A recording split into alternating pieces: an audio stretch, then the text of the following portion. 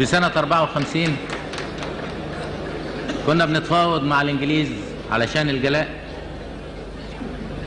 وفي نفس الوقت كان الإخوان المسلمين يعقدوا اجتماعات سرية مع أعضاء السفارة البريطانية، وقالوا لهم إن احنا سنستطيع أن نستولي على السلطة وسنستطيع أن نعمل كذا وكذا، وتفاوضوا معنا.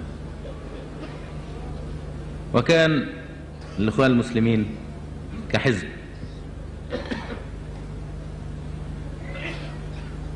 لا يمثل أبدا الشعور اللي بنشعر به في مصر. المرشد لحزب الإخوان المسلمين في هذا الوقت أيام ما كنا بنحارب في القنال سئل: